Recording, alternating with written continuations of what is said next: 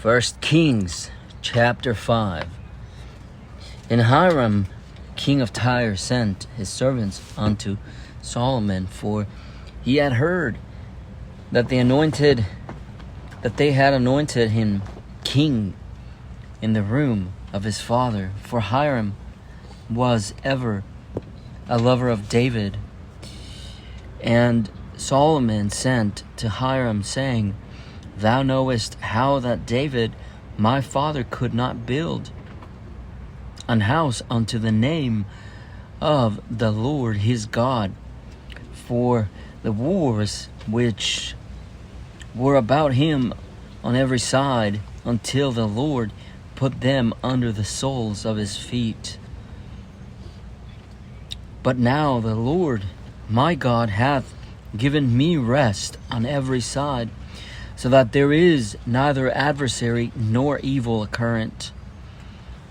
And behold, I purpose to build an house unto the name of the Lord my God, as the Lord spake unto David my father, saying, Thy son, whom I will set upon thy throne in thy room, he shall build an house unto my name. Now therefore command thou that they hew me cedar trees out of Lebanon, and my servants shall be with thy servants until unto thee will I give hire for thy servants according to all that thou shalt appoint. For thou knowest that there is not among us any that can skill to hew timber like unto the Sidonians. And it came to pass, when Hiram heard the words of Solomon, that he rejoiced greatly, and said, Blessed be the Lord this day, which hath given unto David a wise son over this great people.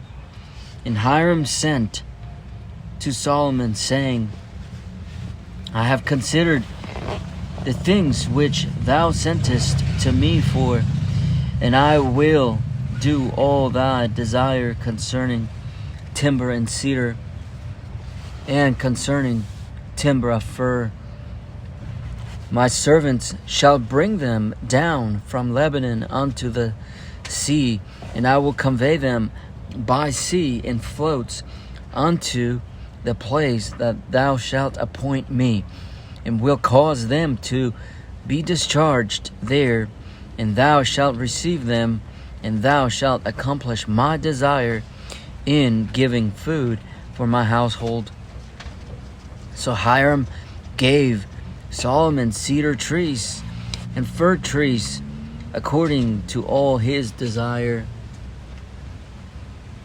And Solomon gave Hiram 20,000 measures of wheat for food to his household, and 20 measures of pure oil. Thus gave Solomon to Hiram year by year. And the Lord gave Solomon wisdom, as he had promised, and there was peace between Hiram and Solomon. And they two made a league together. And King Solomon raised a levy out of all Israel, and the levy was 30,000 men. And he sent them to Lebanon 10,000 a month by courses. A month they were in Lebanon, and 2 months at home. And Adoniram was over the levy, and Solomon had 10,000 that bare burdens, and 80,000 hewers in the mountains, beside the chief of Solomon's officers, which were over the work, 3,300, which ruled over the people that wrought in the work. And the king commanded, and they brought great stones, costly stones, and hewed stones to lay the foundation of the house. And Solomon's builders and Hiram's builders did hew them and the stone quarters. So they prepared timber and stones to build the house. 1 Kings chapter 6. And it came to pass in the 418th year after the children of Israel were come out of the land of Egypt, in the 4th year of Solomon's reign over Israel, in the month of Ziph, which is the 2nd month, that he began to build the house of the Lord. And the house which King Solomon built for the Lord, the length thereof was 80 cubits, and the breadth thereof 20 cubits, and the height thereof 30 cubits. And the porch before the temple of the house 20 cubits was the length thereof, according to the breadth of the house. And 10 cubits was the breadth thereof before the house. And for the house he made windows and narrow lights. And against the wall of the house he built chambers round about, against the walls of the house round about, both of the temple and of the oracle. And he made chambers round about. The nethermost chamber was 5 cubits broad, and the middle was 6 cubits broad, and the third was 7 cubits broad. For without in the wall of the house he made narrowed rests round about, that the beams should not be fastened in the walls of the house. And the house, when it was in building, was built of stone made ready before it was brought thither, so that there was neither hammer nor axe nor any tool of iron heard in the house while it was in building. The door for the middle chamber was in the right side of the house, and they went up with winding stairs into the middle chamber, and out of the middle into the third. So he built the house and finished it, and covered the house with beams and boards and of cedar. And then he built chambers against all the house 5 cubits high, and they rested on the house with timber of cedar. And the word of the Lord came to Solomon, saying, concerning this house which thou art building, if thou wilt walk in my statutes, and execute my judgments, and keep all my commandments to walk in them, then will I perform my word with thee, which I spake unto David thy father. And I will dwell among the children of Israel, and I will not forsake my people Israel. So Solomon built the house and finished it.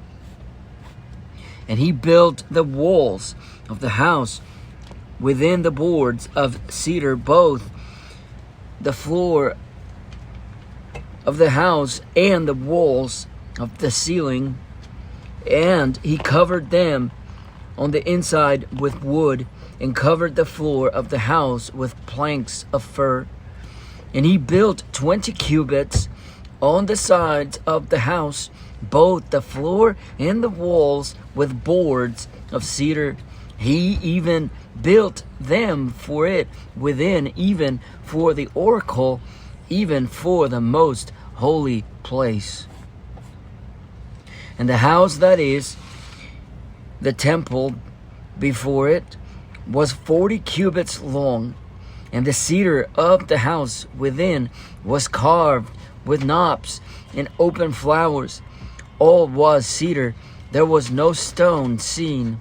And the oracle he prepared in the house within, to set there the ark of the covenant of the Lord. And the oracle And the forepart was 20 cubits in length, and 20 cubits in breadth, and 20 cubits in the height thereof. And he overlaid it with pure gold, and so covered the altar, which was of cedar. So Solomon overlaid the house within with pure gold, and he made a partition by the chains of gold before the oracle, and he overlaid it with gold. And the whole house he overlaid with gold until he had finished all the house. Also the whole altar that was by the oracle he overlaid with gold. And within the oracle he made 2 cherubims of olive tree, each 10 cubits high, and 5 cubits was one wing of the cherub, and 5 cubits the other wing of the cherub. From the uttermost part of one wing unto the uttermost part of the other were 10 cubits, and the other cherub was 10 cubits. Both the cherubims were of one measure and one size. The height of one cherub was 10 cubits, so that it was, and so was it of the other cherub. And he set the cherubims within the inner house, and they stretched forth the wings of the cherubims, so that the wing of the one touched the one wall, and the wing of the other cherub touched the other wall, and their wings touched one another in the midst of the house. And he overlaid the cherubims with gold, and he carved all the walls of the house round about with carved figures of cherubims and palm trees and open flowers within and without. And the floor of the house he overlaid with gold within and without. And for the entering of the oracle he made doors of olive tree.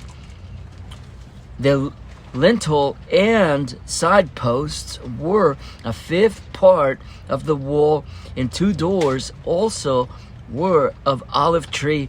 And he carved upon them carvings of cherubs and palm trees and open flowers, and overlaid them with gold, and spread gold upon the cherubims and upon the palm trees.